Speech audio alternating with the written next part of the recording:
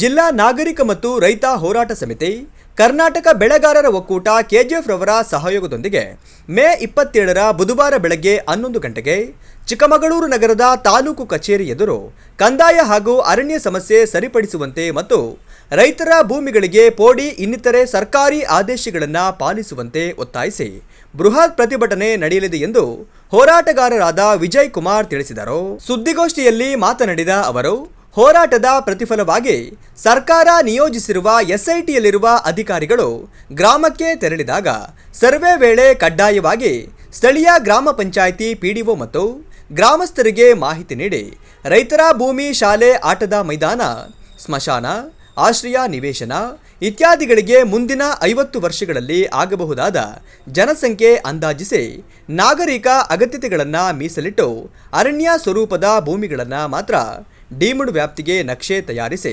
ಕಡ್ಡಾಯವಾಗಿ ಸ್ಥಳೀಯ ಪಿಡಿಒ ಹಾಗೂ ಗ್ರಾಮಸ್ಥರಿಗೆ ಮಾಹಿತಿ ನೀಡಬೇಕು ಎಂದು ಒತ್ತಾಯಿಸಿದ್ದಾರೆ. ಅದೇ ರೀತಿಯಲ್ಲಿ ಇಂದಾವಾರ, ಮತ್ತಾವಾರ, ಹಾಗೆ ಡೀಕ್ನಳ್ಳಿ 39 ಇವೆಲ್ಲದನ್ನು ಇವರು ಇವತ್ತು ಅರಣ್ಯ ಅಂತ ಹೇಳ್ಬಿಟ್ಟು CDA ಮ್ಯಾಪ್ನಲ್ಲಿ ಹೊಸ ಮ್ಯಾಪಲ್ಲೂ ಸಹ ತಯಾರಿಸಿದ್ದಾರೆ.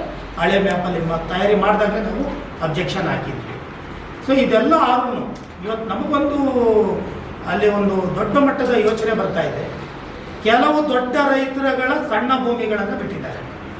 ದೊಡ್ಡ ರೈತರು ಅನ್ನೋದಕ್ಕಿಂತ ದೊಡ್ಡ ಶ್ರೀಮಂತರ ಕೆಲವು ಭೂಮಿಗಳನ್ನು ಮಾತ್ರ ಬಿಟ್ಟಿದ್ದಾರೆ ಆ ಗ್ಯಾಪಲ್ಲಿ. ಇನ್ನು ಬಾಕಿ ಎಲ್ಲ ರೈತರನ್ನು ಅರಣ್ಯ ಅಂತ ಮಾಡಿದ್ದಾರೆ. ಅದು ಹೇಗೆ ಸಾಧ್ಯ? 5 ಎಕರೆ 10 ಎಕರೆ ನಿಮಗೆ ಅರಣ್ಯದಲ್ಲಿರ್ತಕ್ಕಂಥದ್ದನ್ನು ನೀವು ಕೆಲವ್ರದನ್ನು ಮಾತ್ರ ದೊಡ್ಡವ್ರದನ್ನು ಬಿಡೋಕ್ಕಾಗುತ್ತೆ. ಬಡವ್ರದನ್ನೆಲ್ಲದನ್ನು ಸೇರಿಸಿ ನೀವು ಅರಣ್ಯ ಮಾಡಿದ್ದೀರಾ ಅಂತ ಹೇಳಿದ್ರೆ ಇಲ್ಲಿ ದೊಡ್ಡ ಮಟ್ಟದ ಹಣಕಾಸಿನ ವ್ಯವಹಾರ ನಡೆದಿರ್ಬೋದು ಅಂತಕ್ಕಂಥದ್ದು ನಮಗೆ ಡೌಟ್ ಬರ್ತಾ ಇದೆ. CDA ಆಫೀಸ್ ಆಲ್ರೆಡಿ ನಾವು ಮತ್ತೊಂದು ರೌಂಡ್ ಹೋಗಿ ಆ ಕಮಿಷನ್ ಹತ್ರ ಮಾತಾಡಿದ್ವಿ. ಈಗ ಮತ್ತೆ ಮಾತಾಡಿದ್ದೀವಿ. ನೀವು ಮತ್ತೆ ಅದೇನಿದೆ ನಮಗೆ ಕೊಡಿ ಸರ್, 17 ಆಗಿರೋ ಮ್ಯಾಪ್ ಕೊಡಿ, ನಾವು ಚೇಂಜ್ ಮಾಡ್ತೀವಿ ಅಂತ ಹೇಳ್ತಾರೆ. 17 ಮ್ಯಾಪೇ ಆಗದಲ್ಲ ಇವ್ರು ಯಾಕೆ ಮಾಡಿದ್ರು? ಸೊ ಇದನ್ನೆಲ್ಲದನ್ನು ನಾವು ಕೇಳಬೇಕಾಗಿದೆ. ಆ ನಿಟ್ಟಿನಲ್ಲಿ ಆ ಅಧಿಕಾರಿಗಳು ಸಮೇತ ನಮ್ಮ ಚಳುವಳಿ ಜಾಗದಲ್ಲಿ ಬರಬೇಕು ಅಂತಕ್ಕಂಥ ವಿಧಾನ ನಾವು ಈಗಾಗಲೇ ತಹಶೀಲ್ದಾರಿಗೆ ಮನವಿಯನ್ನು ಕೊಟ್ಟಿದ್ದೀವಿ. 57 ಅರ್ಜಿ ತಗೊಂಡ್ರು.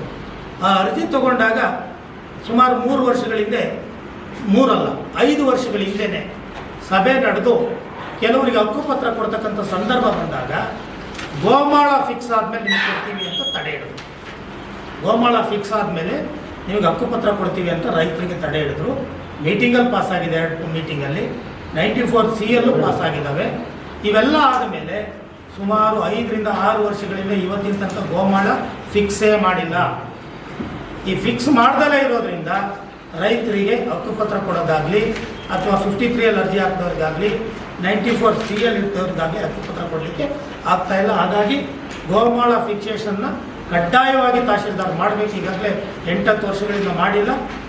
ಅದು ಮಾಡದೇ ಇದ್ರೆ ಅಪಾಯ ಏನಪ್ಪ ಅಂತ ಹೇಳಿದ್ರೆ, ಇವತ್ತು ಅರಣ್ಯ ಇಲಾಖೆ ಭೂಮಿಗಳನ್ನು ತಗೊಳ್ತಾ ಇದೆ.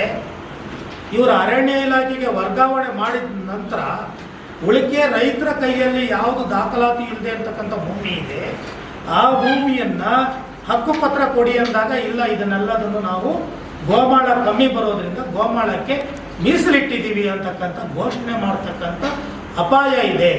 ಹಾಗಾಗಿ ಅರಣ್ಯಕ್ಕೆ ಕೊಡೋದಕ್ಕಿಂತ ಮೊದಲೇ ಗೋಮಾಳವನ್ನು ಫಿಕ್ಸ್ ಮಾಡಬೇಕು ಅಂತಕ್ಕಂಥದ್ದನ್ನು ಇವತ್ತು ನಾವು ಜಿಲ್ಲಾಡಳಿತವನ್ನು ಒತ್ತಾಯ ಮಾಡ್ತಾ ಇದ್ದೀವಿ. ಇದ್ರ ಜೊತೆಗೆ ವರ್ಕ್ ಕ್ರೆಡಿಟ್ ತಗೊಳ್ಳೋದ್ರ ಬದಲು ಜನರ ಜೀವನದ ಕ್ರೆಡಿಟ್ ತಗೊಳ್ಳಿ ಅಂತಕ್ಕಂಥ ಕಿವಿ ಮಾತನ್ನ ನಾನು ಇವತ್ತು ಹೇಳಬೇಕಾಗುತ್ತೆ. ನನ್ನ ಅಸಹ್ಯಕರವಾಗಿ ಕಾಮಗಾರಿ ಯಾರು ಮಾಡಬೇಕು ಯಾರು ಮಾಡಬಾರ್ದು ಅಂತ MLA ಮತ್ತು MLCಗಳು ಜಗಳ ಆಡ್ತಾರೆ. ಅದೇ ಅವರ ಕಾರ್ಯಕರ್ತರಿಗೆ ಭೂಮಿ ಇಲ್ಲ ಅಂತ ಒಂದು ದಿವಸನೂ ಯಾವ ಅಧಿಕಾರಿಗಳನ್ನು ಜಗಳ ಆಡಿಲ್ಲ. ಇದು ಇವರ ಕಾಂಕ್ರೀಟ್ ರಾಜಕಾರಣವನ್ನು ಇವತ್ತು ಇರ್ತಕ್ಕಂಥ MLA ಇರ್ಬೋದು, ಹಾಲಿ ಇರ್ತಕ್ಕಂಥ MLA ಇರ್ಬೋದು, ಇರ್ತಕ್ಕಂಥ ಹಾಲಿ MLCಗಳಿರ್ಬೋದು, ಇವರು ಜನರ ಜೀವನದ ರಾಜಕಾರಣ ಮಾಡ್ತಾ ಇಲ್ಲ. ನಾವು ಭಾಳ ವರ್ಷಗಳಿಂದ ಹೇಳಿದ್ದೀವಿ, ಅಸೆಂಬ್ಲಿ ಒಳಗೆ ಈ ಬಗ್ಗೆ ಚರ್ಚೆ ಮಾಡಿ ಅಂತ ಹೇಳಿದ್ರೆ ಇದನ್ನು ಚರ್ಚೆ ಮಾಡ್ತಾ ಇಲ್ಲ. ಅದರ ಬದಲಿಗೆ ಬೇರೆ ಬೇರೆ ವಿಚಾರಗಳನ್ನು, ಭಾವನಾತ್ಮಕ ವಿಚಾರಗಳನ್ನು, ಕಾರ್ಯಕರ್ತರನ್ನು ಹುರಿದುಂಬಿಸಿ ಒಡೆದಾಡಿಸ್ತಕ್ಕಂಥ ಕೆಲಸಕ್ಕೆ ಈ ಪಕ್ಷಗಳು ಹೋರಾಟ ಮಾಡ್ತಾ ಇದ್ದಾವೆ. ಬಿಟ್ಟರೆ ಆ ಕಾರ್ಯಕರ್ತರುಗಳಿಗೆ ಮನೆ ಕಟ್ಕೊಡ್ತಕ್ಕಂಥ ಕೆಲಸವನ್ನು ಮಾಡ್ತಾ ಇಲ್ಲ. ಹಾಗಾಗಿ ದಯಮಾಡಿ ನಾನು ಈ ಚುನಾಯಿತ ಪ್ರತಿನಿಧಿಗೆ ಅವ್ರು ಎಲ್ಲರಿಗೂ ಹೇಳ್ತಾ ಇದ್ದೀನಿ, ಎಲ್ಲ ಪಕ್ಷದ ನಮ್ಮಲ್ಲಿ ಈಗ JDSನ ಭೋಜೇಗೌಡರಿಗೆ ಸಂಬಂಧ ಇಲ್ಲ ಅನ್ನಂಗಿದ್ದಾರೆ. ಈ ವಿಚಾರದಲ್ಲಿ ಭೋಜೇಗೌಡರ ಮನೆಗೂ ಹೋಗಿ ನಾವು ಮಾತನಾಡಿದ್ವಿ. ನಯನಾ ಮೋಟಮ್ನವ್ರ ಮನೆಗೂ ಮಾತಾಡಿದ್ವಿ, ಸಿ ಟಿ ರವಿ ಅವ್ರ ಮನೆಗೂ ಮಾತಾಡಿದ್ದೀವಿ, ರಾಜೇಗೌಡರ ಮನೆಗೂ ಮಾತಾಡಿದ್ದೀವಿ, ಅಮ್ಮಯ್ಯನವ್ರಿಗೂ ಮಾತಾಡಿದ್ದೀವಿ, ನಮ್ಮ ಉಪಸಭಾಪತಿಗಳು ಪ್ರಾಣೇಶ್ವರ ಮನೆಗೂ ಹೋಗಿ ಮಾತಾಡಿದ್ದೀವಿ. ಆದರೆ ಇವ್ರು ಯಾರೂ ಈ ಇಷ್ಟೂ ಸಮಸ್ಯೆ ನಮಗೆ ಸಂಬಂಧ ಇಲ್ಲ ಅಂತ ಹೇಳ್ಬಿಟ್ಟು ಯಾರೂ ಅಸೆಂಬ್ಲಿ ಒಳಗೆ ಮಾತಾಡ್ತಾ ಇಲ್ಲ. ಆದರೆ ಜನ ಏನು ಮಾಡಬೇಕು ಅದನ್ನು ಮುಂದಿನ ದಿನಗಳಲ್ಲಿ ಯಾವ ರೀತಿ ಇರಬೇಕು ಅಂತ ನಾವು ಮುಂದಿನ ಇದನ್ನು ನಾವು ಜನರ ಮಧ್ಯೆ ಹೋಗಿ ತಿಳಿಸ್ತಕ್ಕಂಥ ಕೆಲಸವನ್ನು, ಎಲ್ಲ ನಾಯಕರ ಮುಖವಾಡವನ್ನು ಬಯಲು ಮಾಡ್ತಕ್ಕಂಥ ಕೆಲಸವನ್ನು ನಾವು ಮಾಡ್ತೀವಿ ಪಕ್ಷಾತೀತವಾಗಿ. ಆ ಪಕ್ಷ ಈ ಪಕ್ಷ ಅಂತಲ್ಲ, ಎಲ್ಲ ಪಕ್ಷದ ರಾಜಕಾರಣಿಗಳು, ಚುನಾಯಿತ ಪ್ರತಿನಿಧಿಗಳು ನಮ್ಮ ಜಿಲ್ಲೆಯ ಜನರನ್ನು, ಜಿಲ್ಲೆಯ ಅರಣ್ಯ ಸಮಸ್ಯೆಯನ್ನು ಕಡೆಗಣಿಸ್ತಾ ಇದ್ದಾರೆ. ಇದನ್ನೂ ಸಹ ನಾವು ವಿರೋಧ ಮಾಡಿ ಇವತ್ತು ನಾವು 27ನೇ ತಾರೀಕು ಬುಧವಾರ ನಾವು ತಾಲೂಕು ಕಚೇರಿ ಎದುರು ದೊಡ್ಡ ಮಟ್ಟದ ಚಳವಳಿಯನ್ನು ಮಾಡ್ತಾ ಇದ್ದೀವಿ. ಸುದ್ದಿಗೋಷ್ಠಿಯಲ್ಲಿ ರಘು, ಮಹೇಶ್, ಲೋಕೇಶ್, ಕುಮಾರಸ್ವಾಮಿ, ಮುನ್ನಾ, ಕುಮಾರ್ ಉಪಸ್ಥಿತರಿದ್ದರು.